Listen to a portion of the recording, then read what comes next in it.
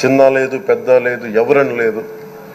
ఎవరన్నా సరే ఒక మాట మాట్లాడితే వాళ్ళని వ్యక్తిగతంగా దూషణ, సోషల్ మీడియాలో వాళ్ళని క్యారెక్టర్ అసాసినేట్ చేయటం, వాళ్ళు పెద్ద నాయకులు కావచ్చు, కార్యకర్తలు కావచ్చు, లేదా వాళ్ళకి ఎదురు తిరిగి ఒక ఒపీనియన్ చెప్పి ఎవరైనా సగటు మనిషి కూడా కావచ్చు, అది ఇక్కడితో ఈ రోజు నుంచి ఆగిపోవాలి అధ్యక్ష.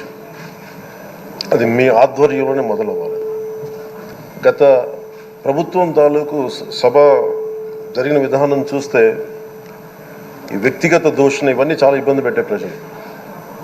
ఈ రోజున వాళ్ళకి 11 సీట్లకు పరిమితం అయ్యారు, ఈరోజు లేరు, ధైర్యం లేదు వాళ్ళకి. విజయాన్ని తీసుకోగలిగారు కానీ ఓటమిని కూడా ధైర్యంగా కూర్చుకునే వాళ్ళకి స్థాయి లేదు, వాళ్ళకి పారిపోయారు ఇక్కడి నుంచి. భావంలో ఉండే తీవ్రత భాషలో ఉండాల్సిన అవసరం లేదు. భాష మనుషుల్ని కలపడానికి కానీ విడగొట్టడానికి కాదు.